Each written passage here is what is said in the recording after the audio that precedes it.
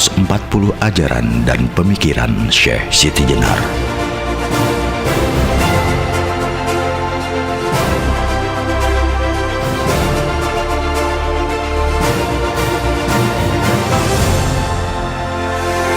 Satu, tidak usah kebanyakan teori semu, karena sesungguhnya ingsun inilah Allah.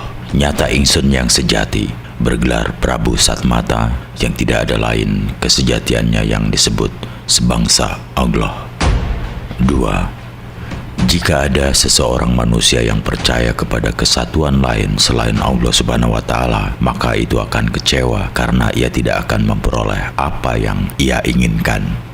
Tiga, Allah itu adalah keadaanku. Lalu mengapa kawan-kawanku sama memakai penghalang? Dan sesungguhnya aku ini adalah hak Allah pun tiada wujud dua. Saya sekarang adalah Allah, nanti Allah. Zahir batin tetap Allah. Kenapa kawan-kawan masih memakai pelindung?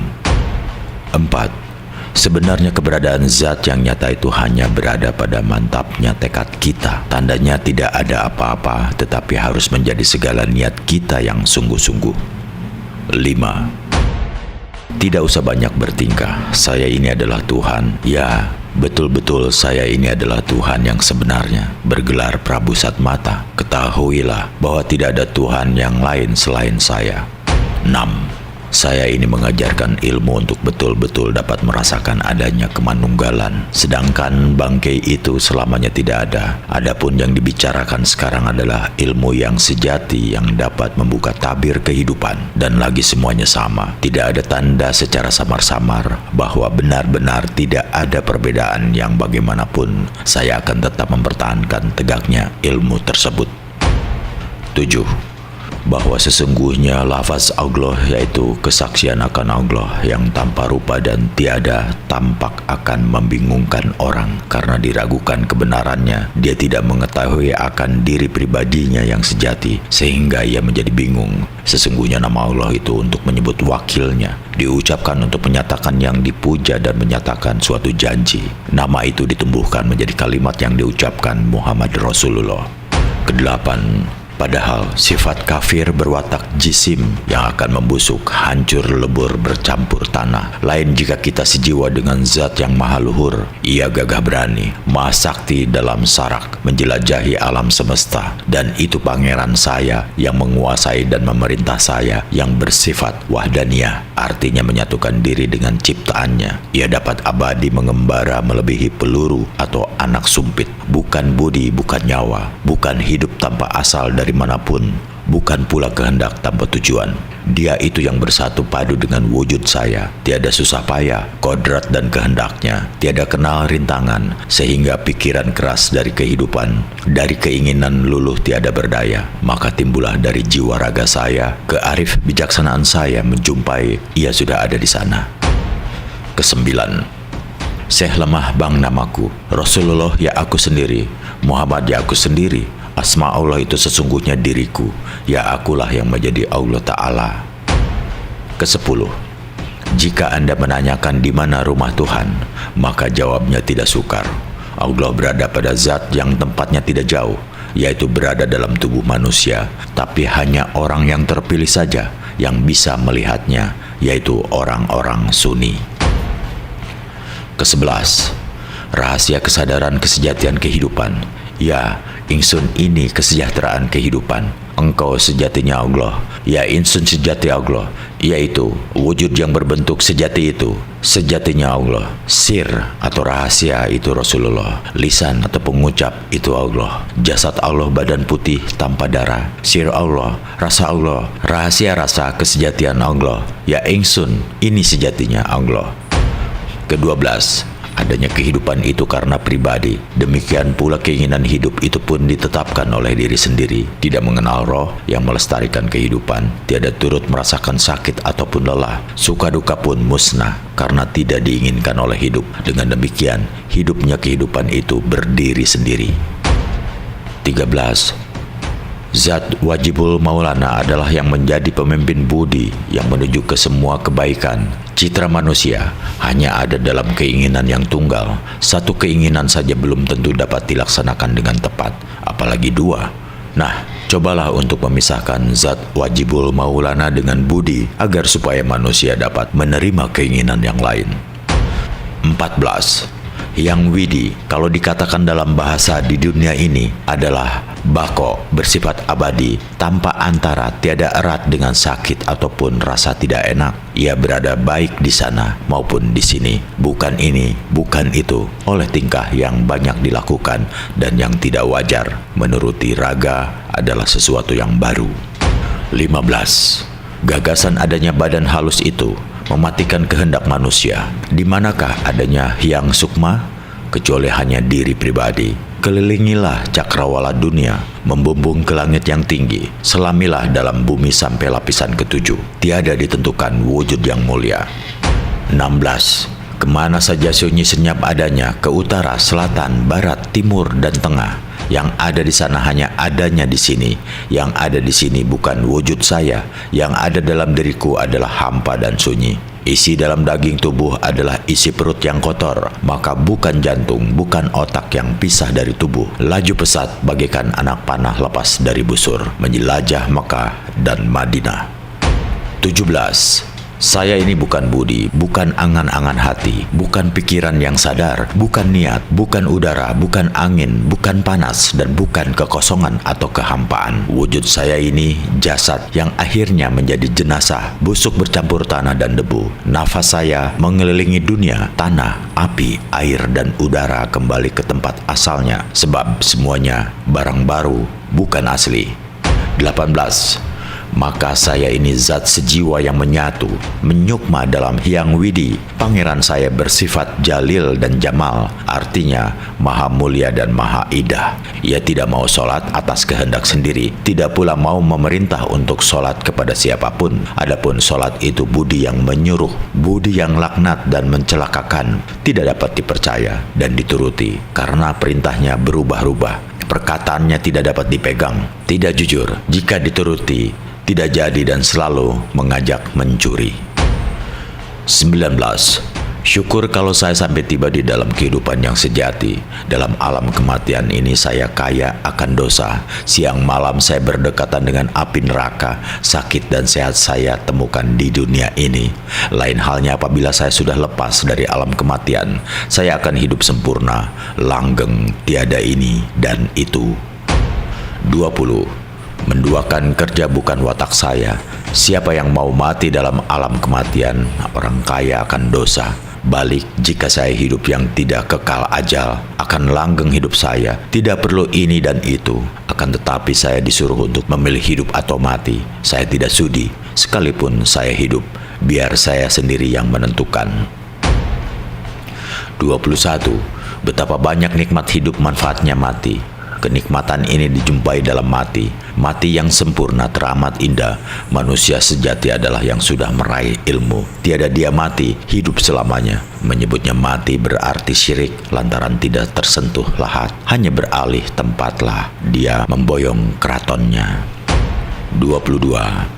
Aku angkat saksi di hadapan zatku sendiri. Sesungguhnya tidak ada Tuhan selain aku, dan aku angkat saksi sesungguhnya Muhammad itu utusanku. Sesungguhnya yang disebut Allah adalah ingsun, diri sendiri. Rasul itu Rasulku, Muhammad itu cahayaku. Aku zat yang hidup yang tidak kena mati. Akulah zat yang kekal, yang tidak pernah berubah dalam segala keadaan. Akulah zat yang bijaksana, tidak ada yang samar sesuatu pun. Akulah zat yang maha menguasai, yang kuasa dan yang bijaksana. Tidak kekurangan dalam pengertian, sempurna terang menderang, tidak terasa apa-apa, tidak kelihatan apa-apa. Hanya aku yang meliputi sekalian alam dengan kodratku. 23. Janganlah ragu dan janganlah menyekutukan, karena engkau adalah keberadaan Allah, disebut imannya iman. 24. Jangan ragu dan janganlah menyekutukan, karena engkau adalah tempat manunggalnya Allah, disebut imannya tauhid.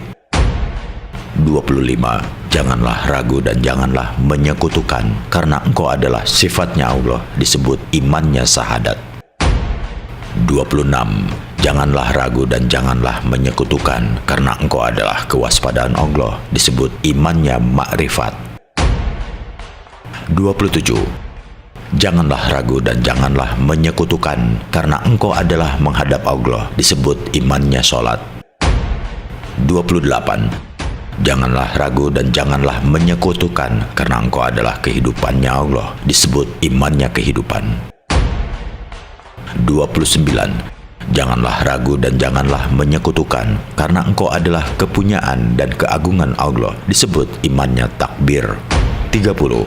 Janganlah ragu dan janganlah menyekutukan, sebab engkau adalah pertemuan Allah, disebut imannya saderah. 31. Janganlah ragu dan janganlah menyekutukan, karena engkau adalah kesucian Allah, disebut imannya kematian. 32. Janganlah ragu dan janganlah menyekutukan, karena engkau adalah wadahnya Allah, disebut imannya junud. 33. Janganlah ragu dan janganlah menyekutukan, karena engkau adalah bertambahnya nikmat dan anugerah Allah, disebut imannya jinabat. 34. Janganlah ragu dan janganlah menyekutukan, karena engkau adalah asma nama Allah, disebut imannya wudu. 35. Janganlah ragu dan janganlah menyekutukan, karena engkau adalah ucapan Allah, disebut imannya kalam. 36. Janganlah ragu dan janganlah menyekutukan, karena engkau adalah juru bicara Allah, disebut imannya akal. 37. Janganlah ragu dan janganlah menyekutukan, karena engkau adalah wujud Allah, yaitu tempat berkumpulnya seluruh jagat makrokosmos, dunia akhirat, surga neraka, ars kursi, loh kalam, bumi langit, manusia, jin, iblis laknat, malaikat, nabi, wali, orang mukmin, nyawa semua itu berkumpul di pucuknya jantung yang disebut alam hayal, disebut imannya nur cahaya. 38. Yang disebut kodrat itu yang berkuasa, tiada yang mirip atau yang menyamai, kekuasaannya tanpa piranti, keadaan wujudnya tidak ada baik luar maupun dalam, merupakan kesatuan yang beraneka ragam. 39. Irodat artinya kehendak yang tiada membicarakan, ilmu untuk mengetahui keadaan yang lepas jah dari panca indera bagaikan anak gumpitan lepas tertiup. 40. Inilah maksudnya syahadat. Asyhadu berarti jatuhnya rasa, ilah berarti kesetiaan rasa, illallah berarti bertemunya rasa, Muhammad berarti hasil karya, yang ma'ujud dan pangeran berarti kesejatian hidup. 41. Mengertilah bahwa sesungguhnya ini syahadat sakarat. Jika tidak tahu, maka sekaratnya masih mendapatkan halangan. Hidupnya dan matinya hanya seperti hewan. 42. Syahadat Allah, Allah badan lebur menjadi nyawa, nyawa lebur menjadi cahaya, cahaya lebur menjadi roh, roh lebur menjadi rasa, rasa lebur sirna kembali kepada yang sejati. Tinggallah hanya Allah semata, yang abadi dan terkematian. 43. Syahadat ananing ingsun, asadu keberadaanku, la ilah bentuk wajahku, illallah Tuhanku. Sesungguhnya tidak ada Tuhan selain aku, yaitu badan dan nyawa seluruhnya. 44. Syahadat panatep panatagama, yaitu yang menjadi bertempatnya Allah, menghadap kepada Allah. Bayanganku adalah roh Muhammad, yaitu sejatinya manusia, yaitu wujudnya yang sempurna. 45. Kenikmatan mati tidak dapat dihitung.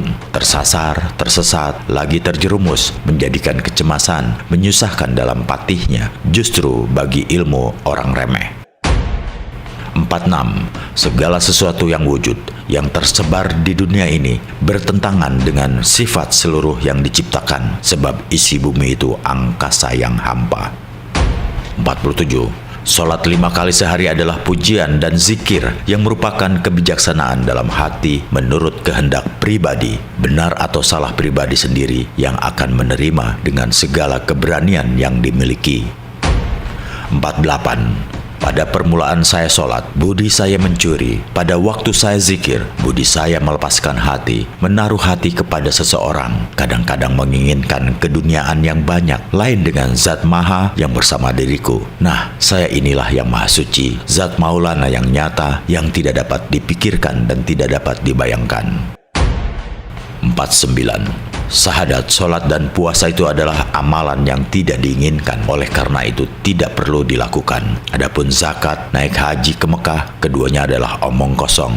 itu semua adalah palsu dan penipuan terhadap sesama manusia. Menurut para aulia, bila manusia melakukannya, maka dia akan dapat pahala. Itu adalah omong kosong, dan keduanya adalah orang yang tidak tahu.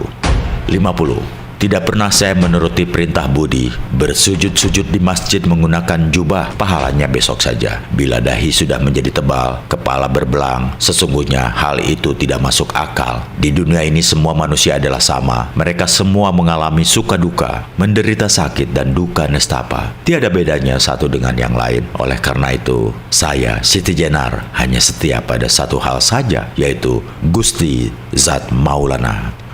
51. Gusti Zat Maulana, dialah yang luhur dan sangat sakti, yang berkuasa, maha besar, lagi pula memiliki 20 sifat, kuasa atas segala kehendaknya. Dialah maha kuasa, pangkal mula segala ilmu, maha mulia, maha indah, maha sempurna, maha kuasa, rupa warnanya tanpa cacat, seperti hambanya. Di dalam raga manusia, ia tidak nampak. Ia sangat sakti menguasai segala yang terjadi dan menjelajahi seluruh alam semesta, Ngindraloka.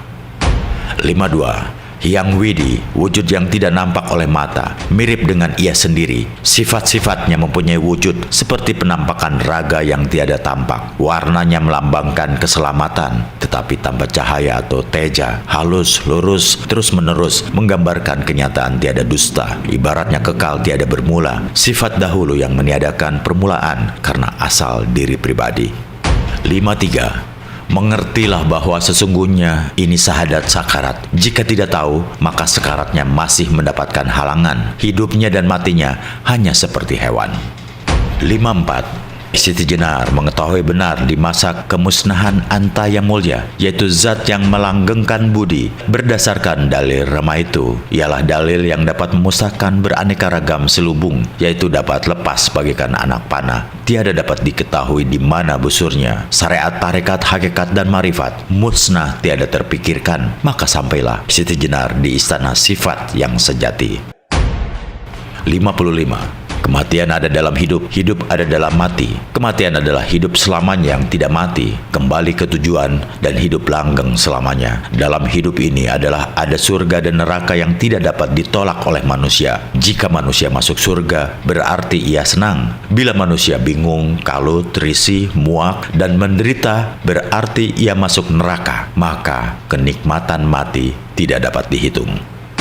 56. Hidup itu bersifat baru dan dilengkapi dengan panca indera. Panca indera ini merupakan barang pinjaman yang jika sudah diminta oleh yang mempunyai akan menjadi tanah dan membusuk, hancur lebur, bersifat najis. Oleh karena itu panca indera tidak dapat dipakai sebagai pedoman hidup. Demikian pula budi, pikiran, angan-angan, dan kesadaran berasal dari panca indera, tidak dapat dipakai sebagai pegangan hidup. Akal dapat menjadi gila, sedih, bingung, lupa, tidur, dan seringkali tidak jujur. Akal itu pula yang siang malam mengajak kita berbuat dengki, bahkan merusak kebahagiaan orang lain. Dengki juga akan menimbulkan kejahatan, kesombongan yang pada akhirnya membawa manusia ke dalam kenistaan dan menodai citranya. Kalau sudah sampai demikian, parahnya manusia biasanya baru menyesali perbuatannya. 57. Apakah tidak tahu bahwa penampilan bentuk daging, urat tulang, dan sumsum bisa rusak? Dan bagaimana cara Anda memperbaikinya? Biarpun bersembahyang 1000 kali setiap harinya, akhirnya mati juga. Meskipun badan Anda tutupi, akhirnya kena debu juga. Tetapi jika penampilan bentuknya seperti Tuhan, apakah para wali dapat membawa pulang dagingnya? Saya rasa tidak dapat. Alam semesta ini adalah baru. Tuhan tidak akan membentuk dunia ini 2 kali dan juga tidak akan membuat tatanan baru. 58. Segala sesuatu yang terjadi di alam ini pada hakikatnya adalah perbuatan Allah. Berbagai hal yang dinilai baik maupun buruk pada hakikatnya adalah dari Allah juga. Jadi sangat salah besar bila ada yang menganggap bahwa yang baik itu dari Allah dan yang buruk adalah dari selain Allah. Oleh karena itu, af'al Allah harus dipahami dari dalam dan dari luar diri manusia. Misalnya saat manusia menggoreskan pensil, disitulah terjadi perpaduan 2 kemampuan kodrati yang dipancarkan oleh Allah kepada makhluknya, yaitu kemampuan gerak pensil. Tanah yang terlempar dari tangan seseorang itu adalah berdasarkan kemampuan kodrati gerak tangan seseorang. Maksudnya, bukanlah engkau yang melempar, melainkan Allah yang melempar ketika engkau melempar. 59. Di dunia ini kita merupakan mayat-mayat yang cepat juga akan menjadi rusak dan bercampur tanah. Ketahuilah juga bahwa apa yang dinamakan kaula Gusti tidak berkaitan dengan seorang manusia biasa. Dengan seorang manusia biasa seperti yang lain-lain. Kaula dan Gusti itu sudah ada dalam diriku. Siang dan malam tidak dapat memisahkan diriku dari mereka. Tetapi hanya untuk saat ini nama kaula Gusti itu berlaku, yaitu selama saya mati. Nanti kalau saya sudah hidup lagi, Gusti dan kaula lenyap, yang tinggal hanya hidupku sendiri. Ketentraman langgeng dalam Anda sendiri. Bila kamu belum menyadari kata-kataku, maka dengan tepat dapat dikatakan bahwa kamu masih terbenam dalam masa kematian. Di sini memang terdapat banyak hiburan macam warna, lebih banyak lagi hal-hal yang menimbulkan hawa nafsu. Tetapi kau tidak melihat bahwa itu hanya akibat panca indera. Itu hanya impian yang sama sekali tidak mengandung kebenaran dan sebentar lagi akan cepat lenyap. Gilalah orang yang terikat padanya. Saya tidak merasa tertarik, tidak sudi tersesat dalam kerajaan kematian. Satu-satunya yang kuusahakan adalah kembali kepada kehidupan. 60. Bukan kehendak, angan-angan, bukan ingatan, pikir atau niat, hawa nafsu pun bukan juga kekosongan atau kehampaan. Penampilanku bagai mayat baru. Andai menjadi Gusti, jasadku dapat busuk bercampur debu. Nafsu terhembus ke segala penjuru dunia, tanah, api, air, kembali sebagai asalnya, yaitu kembali menjadi baru. 61. Bumi, langit, dan sebagainya adalah kepunyaan seluruh manusia. Manusialah yang memberi nama. Buktinya sebelum saya lahir, tidak ada. 62. Sesungguhnya pada hakikatnya tidak ada perbedaan antara ajaran Islam dengan Siwa Buddha. Hanya nama, bahasa, serta tatanan yang berbeda. Misalnya dalam Siwa Buddha dikenal yang maha baik dan pangkal keselamatan. Sementara dalam Islam kita mengenal Allah Al-Jamal dan As-Salam. Jika Siwa dikenal sebagai pangkal penciptaan yang dikenal dengan Brahmana, maka dalam Islam kita mengenal Al-Khaliq. Siwa sebagai penguasa makhluk disebut Prajapati. Maka dalam Islam kita mengenal Al-Maliku Al-Mulki. Jika Siwa Maha Pemurah dan Pengasih disebut Sankara, maka dalam Islam kita mengenal Ar-Rahman dan Ar-Rahim. 63. Kehilangan adalah kepedihan. Berbahagialah engkau, wahai musafir papa, yang tidak memiliki apa-apa, maka tidak akan pernah kehilangan apa-apa. 64. Jika engkau kagum kepada seseorang yang engkau anggap wali Allah, jangan engkau terpancang pada kekaguman akan sosok dan perilaku yang diperbuatnya. Sebab saat seseorang berada pada tahap kewalian, maka keberadaan dirinya sebagai manusia telah lenyap, tenggelam ke dalam al-wali. 65. Kewalian bersifat terus-menerus. Hanya saja saat tenggelam dalam al-wali berlangsungnya cuma beberapa saat. Dan saat tenggelam ke dalam al-wali itulah sang wali benar-benar menjadi pengejawantahan al-wali. Lantaran itu sang wali memiliki kekeramatan yang tidak bisa diukur dengan akal pikiran manusia, di mana karomah itu sendiri pada hakikatnya pengejawantahan al-wali. Dan lantaran itu pula yang dinamakan karomah adalah sesuatu di luar kehendak sang wali pribadi. Semua itu semata-mata kehendaknya mutlak. 66. Kekasih Allah itu ibarat cahaya. Jika ia berada di kejauhan, kelihatan sekali terangnya. Namun, jika cahaya itu didekatkan ke mata, mata kita akan silau dan tidak bisa melihatnya dengan jelas. Semakin dekat cahaya itu ke mata, maka kita akan semakin buta tidak bisa melihatnya. 67. Engkau bisa melihat cahaya kewalian pada diri seseorang yang jauh darimu, namun engkau tidak bisa melihat cahaya kewalian yang memancar dari diri orang-orang terdekat denganmu. 68. Saya hanya akan memberi sebuah petunjuk yang bisa digunakan untuk meniti jembatan Shiratal Mustaqim, ajaib ke arahnya. Saya katakan ajaib karena jembatan itu bisa menjauhkan sekaligus mendekatkan jarak mereka yang meniti dengan tujuan yang hendak dicapai. 69. Bagi kalangan awam, istighfar lazimnya dipahami sebagai upaya memohon ampun kepada Allah sehingga mereka memperoleh pengampunan. Tetapi bagi para salik, istighfar adalah upaya pembebasan dari belenggu kekakuan kepada Allah sehingga memperoleh ampun yang menyikap tabir goib yang menyelubungi manusia. Sesungguhnya di dalam Asma al-Ghafar terangkum makna maha pengampun dan juga maha menutupi, maha menyembunyikan, dan maha menyelubungi. 70. Semua itu terikat, itu benar. Hanya nama dan caranya saja yang berbeda. Justru cara itu menjadi salah satu sesat ketika sang salik melihat terlalu tinggi cara yang diikutinya sehingga menafikan cara yang lain. 71.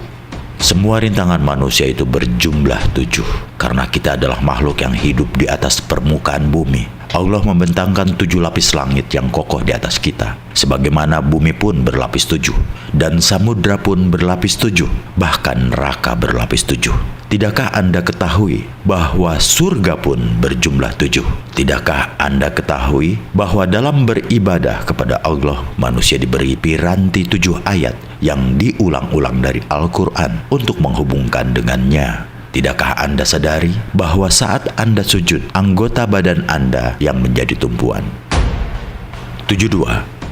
Di dunia manusia mati, siang malam manusia berpikir dalam alam kematian, mengharap-harap akan permulaan hidupnya. Hal ini mengherankan sekali, tetapi sesungguhnya manusia di dunia ini dalam alam kematian, sebab di dunia ini banyak neraka yang dialami, kesengsaraan, panas, dingin, kebingungan, kekacauan, dan kehidupan manusia dalam alam yang nyata. 73. Dalam alam ini manusia hidup mulia, mandiri diri pribadi, tiada diperlukan lantaran ayah dan ibu. Ia berbuat menurut keinginan sendiri, tiada berasal dari angin, air, tanah, api, dan semua yang serba jasad. Ia tidak menginginkan atau mengharap-harapkan kerusakan apapun. Maka apa yang disebut Allah ialah barang baru, direka-reka menurut pikiran dan perbuatan. 74. Orang-orang muda dan bodoh banyak yang diikat oleh budi, cipta, iblis laknat, kafir, setan, dan angan-angan yang muluk-muluk yang menuntun mereka ke yang bukan-bukan. Orang jatuh ke dalam neraka dunia karena ditarik oleh panca indera, menuruti nafsu catur warna, hitam, merah, kuning, serta putih dalam jumlah yang besar sekali yang masuk ke dalam jiwa raganya. 75. Saya merindukan hidup saya dulu, tak kala saya masih suci, tiada terbayangkan, tiada kenal arah, tiada kenal tempat, tiada tahu hitam, merah, putih, hijau, biru, dan kuning. Kapankah saya kembali ke kehidupan saya yang dulu? Kelahiranku di dunia alam kematian itu demikian susah payahnya karena saya memiliki hati sebagai orang yang mengandung sifat baru. 76. Kelahiranku di dunia kematian itu demikian susah payahnya karena saya memiliki hati sebagai orang yang mengandung sifat baru. 77.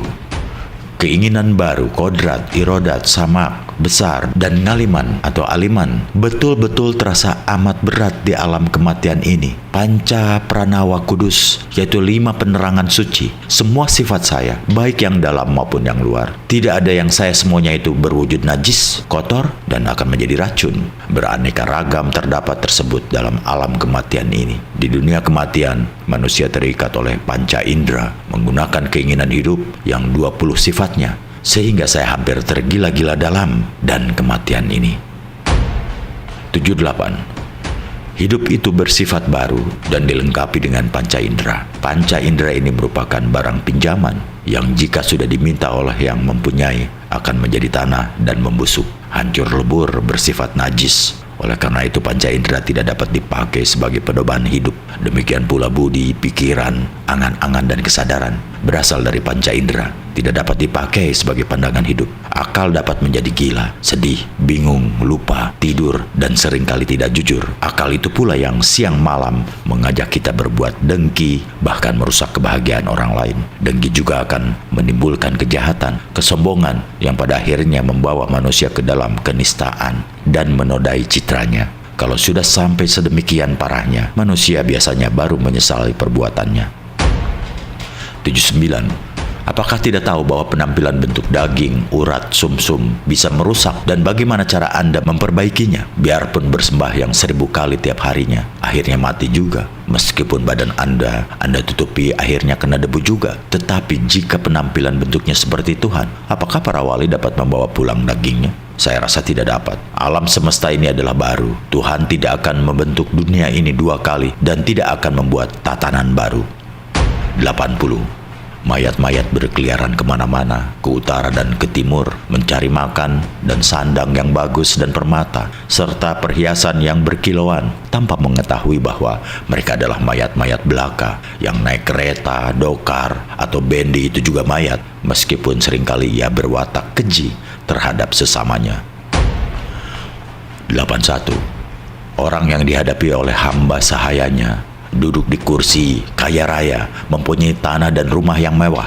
Mereka sangat senang dan bangga. Apakah ia tidak tahu bahwa semua benda yang terdapat di dunia akan musnah menjadi tanah? Meskipun demikian, ia bersifat sombong lagi congkak. Oh, berbelas kasihan saya kepadanya. Ia tidak tahu akan sifat-sifat dan citra dirinya sebagai mayat. Ia merasa dirinya yang paling cukup pandai. 82. Di alam kematian ada surga dan neraka, dijumpai untung serta sial. Keadaan di dunia seperti ini menurut Siti Jenar sesuai dengan dalil Samarakandi. Sesungguhnya orang yang mati menemukan jiwa raga dan memperoleh pahala surga serta neraka. 83.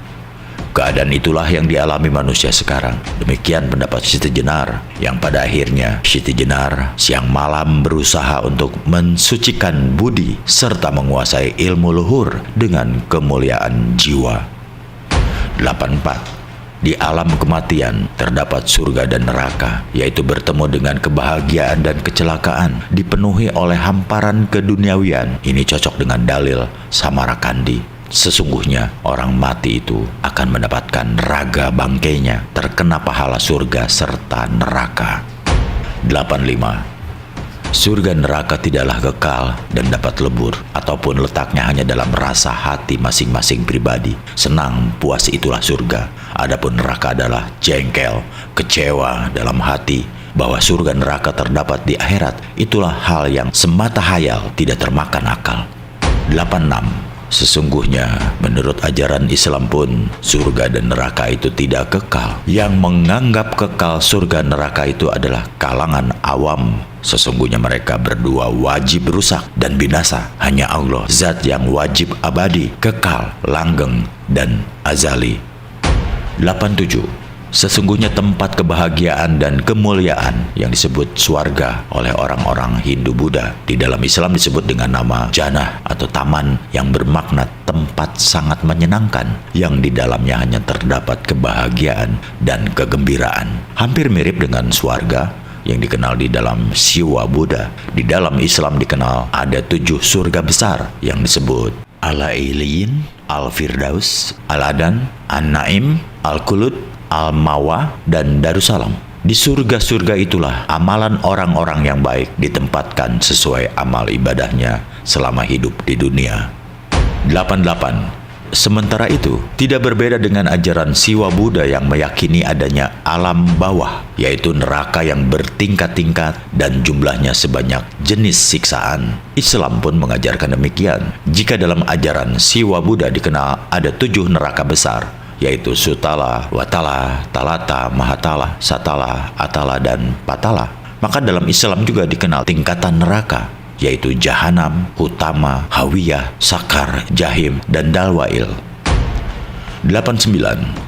Sebetulnya yang disebut awal dan akhir itu berada dalam cipta kita pribadi. Seumpama jasad di dalam kehidupan ini sebelum dilengkapi dengan perabot lengkap seperti umur 60 tahun dan di situ masih disebut sebagai awal, maka disebut masyrik atau timur, yang maknanya mengangkat atau awal penetapan manusia serta genapnya hidup.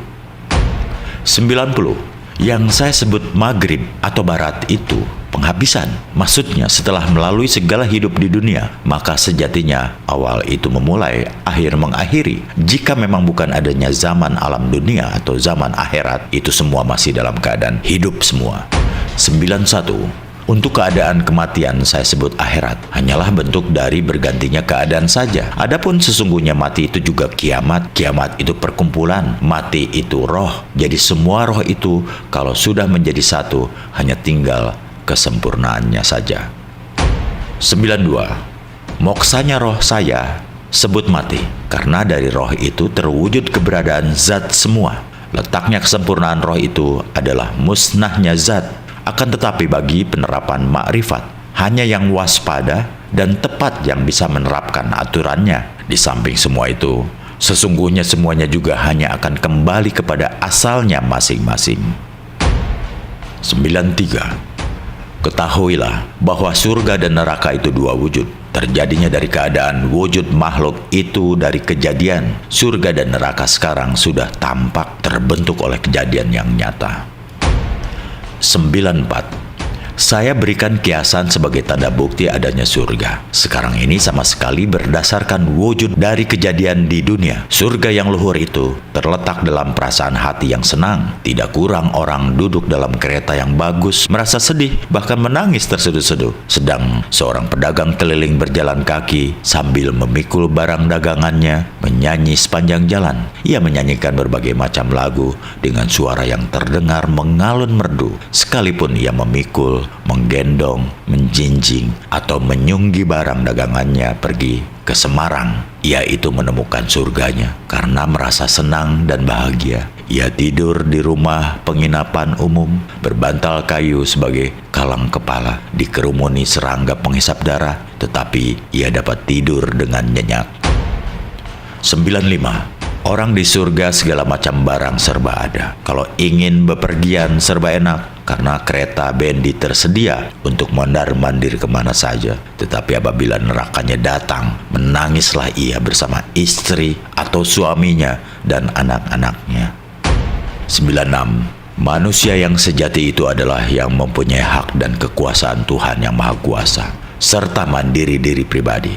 Sebagai hamba, ia menjadi sukma, sedang hiang sukma menjadi nyawa. Hilangnya nyawa bersatu padu dengan hampa dan kehampaan ini meliputi alam semesta. 97. Adanya Allah karena zikir, sebab dengan berzikir orang menjadi tidak tahu akan adanya zat dan sifat-sifatnya. Nama untuk menyebut Hyang Manon, yaitu yang Maha Tahu, menyatukan diri hingga lenyap dan terasa dalam pribadi. Ya, dia ya saya. Maka dalam hati timbul gagasan bahwa ia yang berzikir menjadi zat yang mulia dalam alam kelanggengan yang masih di dunia ini. Dimanapun sama saja, hanya manusia yang ada. Allah yang dirasakan adanya waktu orang berzikir. Tidak ada jadi gagasan yang palsu, sebab pada hakikatnya adanya Allah yang demikian itu hanya karena nama saja. 98. Manusia yang melebihi sesamanya memiliki 20 sifat, sehingga dalam hal ini antara agama Hindu, Buddha, Jawa, dan Islam sudah campur. Di samping itu roh dan namanya sudah bersatu. Jadi tidak ada kesukaran lagi mengerti akan hal ini dan semua sangat mudah dipahami. 99. Manusia hidup dalam alam dunia ini hanya menghadapi dua masalah yang saling berpasangan, yaitu baik buruk berpasangan dengan kamu, hidup berjodoh dengan mati, Tuhan berhadapan dengan hambanya. 100. Orang hidup tiada merasakan ajal, orang berbuat baik tiada merasakan berbuat buruk, dan jiwa luhur tiada bertempat tinggal. Demikianlah pengetahuan yang bijaksana, yang meliputi cakrawala kehidupan, yang tiada berusaha mencari kemuliaan kematian. Hidup terserah kehendak masing-masing. 101. Keadaan hidup itu berupa bumi, angkasa, samudra, dan gunung seisinya, semua yang tumbuh di dunia, udara dan angin yang tersebar di mana-mana, matahari dan bulan menyusup di langit, dan keberadaan manusia sebagai yang terutama. 102. Allah bukan Johor Manik, yaitu Ratna Mutmanikam, bukan jenazah dan rahasia yang gaib. Syahadat itu kepalsuan. 103. Akhirat di dunia ini tempatnya, hidup dan mati pun hanya di dunia ini. 104. Bayi itu berasal dari desakan, setelah menjadi tua menuruti kawan, karena terbiasa waktu kanak-kanak berkumpul dengan anak, setelah tua berkumpul dengan orang tua. Berbincang-bincanglah mereka tentang nama sunyi hampa, saling bohong membohongi, meskipun sifat-sifat dan wujud mereka tidak diketahui. 105. Takdir itu tiada kenal mundur, sebab semuanya itu ada dalam kekuasaan yang murba wasesa, yang menguasai segala kejadian. 106. Orang mati tidak akan merasakan sakit. Yang merasakan sakit itu hidup yang masih mandiri dalam raga. Apabila jiwa saya telah melakukan tugasnya, maka dia akan kembali ke alam aning anung, alam yang tentram, bahagia, aman, damai, dan abadi. Oleh karena itu, saya tidak takut akan bahaya apapun. 107. Menurut pendapat saya, yang disebut ilmu itu adalah segala sesuatu yang tidak kelihatan oleh mata. 108. Mana ada yang maha suci, baik di dunia maupun di akhirat sunyi. Yang ada saya pribadi. Sesungguhnya besok saya hidup seorang diri tanpa kawan yang menemani. Disitulah Zatullah mesra bersatu menjadi saya. 109. Karena saya di dunia ini mati, luar dalam saya sekarang ini, yang di dalam hidupku besok, yang di luar kematianku sekarang. 110. Orang yang ingin pulang ke alam kehidupan tidak sukar, lebih-lebih bagi murid Siti Jenar, sebab ia sudah paham dengan menguasai sebelumnya. Di sini dia tahu rasanya di sana dia tahu rasanya di sini. 111. Tiada bimbang akan manunggalnya sukma. Sukma dalam keheningan, tersimpan hati sanubari. Terbukalah tirai, tak lain antara sadar dan tidur. Ibarat keluar dari mimpi, menyusupi rasa jati. 112. Manusia tidak boleh memiliki daya atau keinginan yang buruk dan jelek. 113. Manusia tidak boleh berbohong. 114. Manusia tidak boleh mengeluarkan suara yang jorok, buruk, saru, tidak enak didengar, dan menyakiti orang lain. 115. Manusia tidak boleh memakan daging atau hewan darat, udara, ataupun air. 116. Manusia tidak boleh memakan nasi kecuali yang terbuat dari bahan jagung. 117. Manusia tidak boleh mengkhianati terhadap sesama manusia. 118. Manusia tidak boleh meminum air yang tidak mengalir. 119. Manusia tidak boleh membuat dengki dan iri hati. 120.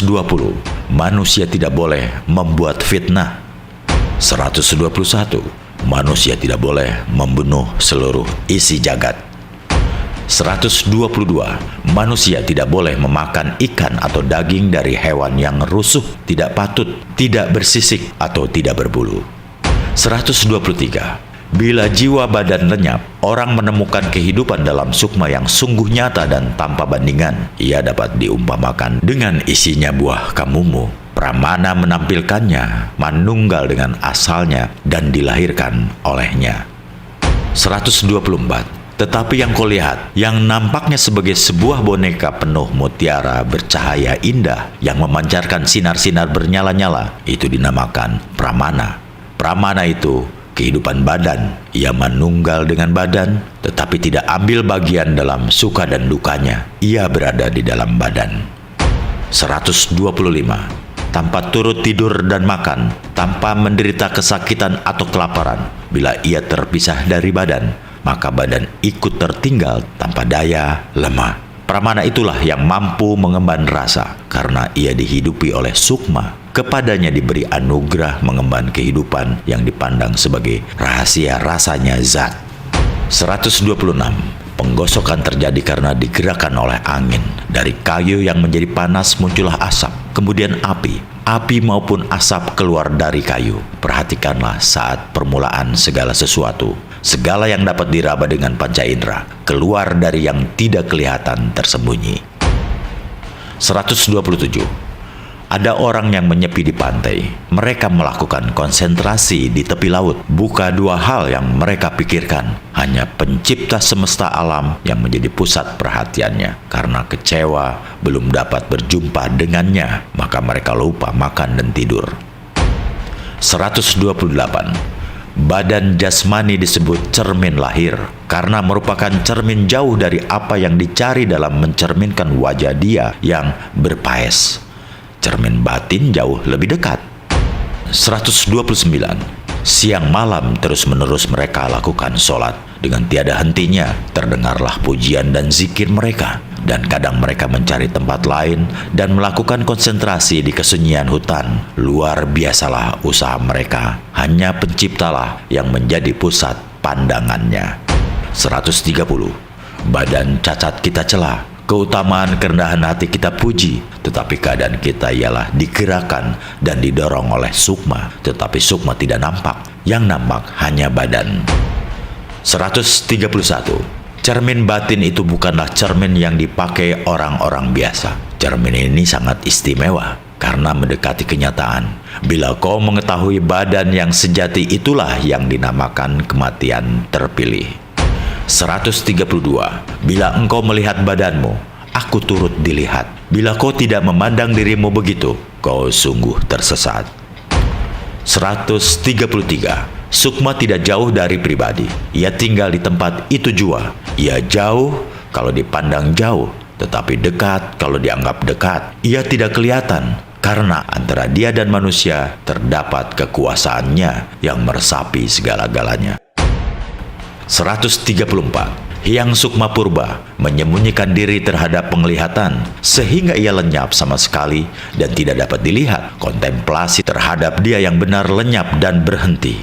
Jalan untuk menemukannya dilacak kembali dari puncak gunung. 135. Tetapi Hyang Sukma sendiri tidak dapat dilihat. Cepat orang turun dari gunung dan dengan seksama orang melihat ke kiri ke kanan, namun dia tidak ditemukan. Hati orang itu berlalu penuh duka cita dan kerinduan. 136. Hendaklah waspada terhadap penghayatan Roroning Atunggil agar tiada ragu terhadap bersatunya sukma. Penghayatan ini terbuka di dalam penyepian, tersimpan di dalam kolbu. Adapun proses terungkapnya tabir penutup alam gaib, laksana terlintasnya dalam kantuk bagi orang-orang yang sedang mengantuk. Penghayatan gaib itu datang laksana lintasan mimpi. Sesungguhnya orang yang telah menghayati semacam itu berarti telah menerima anugerah Tuhan kembali ke alam sunyi. Tiada menghiraukan kesenangan duniawi. Yang Maha Kuasa telah mencakup pada dirinya. Dia telah kembali ke asal mulanya. 137. Mati raga orang-orang ulama yang mengundurkan diri di dalam kesunyian hutan ialah hanya memperhatikan yang satu itu tanpa membiarkan pandangan mereka menyimpang. Mereka tidak menghiraukan kesukaran tempat tinggal mereka. Hanya dialah yang melindungi badan hidup mereka yang diperlihatkan. Tidak ada sesuatu yang lain yang mereka pandang, hanya Sang Penciptalah yang mereka perhatikan. 138. Yang menciptakan mengemudi dunia adalah tanpa rupa atau suara. Kalbu manusia yang dipandang sebagai wismanya, carilah dia dengan sungguh-sungguh. Jangan sampai pandanganmu terbelah menjadi dua. Peliharalah baik-baik iman kepercayaanmu dan tolaklah hawa nafsumu. 139. Bila kau masih menyembah dan memuji Tuhan dengan cara biasa, kau baru memiliki pengetahuan yang kurang sempurna. Jangan tersenyum seolah-olah kau sudah mengerti. Bila kau belum mengetahui ilmu sejati, itu semua hanya berupa tutur kata. Adapun kebenaran sejati adalah meninggalkan sembah dan pujian yang diungkapkan dengan kata-kata. 140. Sembah dan puji sempurna adalah tidak memandang lagi adanya Tuhan, serta mengenai adanya sendiri tidak lagi dipandang. Papan tulis dan tulisan sudah lebur, kualitas tak ada lagi, adamu tak dapat diubah. Lalu apa yang masih kau pandang? Tidak ada lagi sesuatu, maklumlah.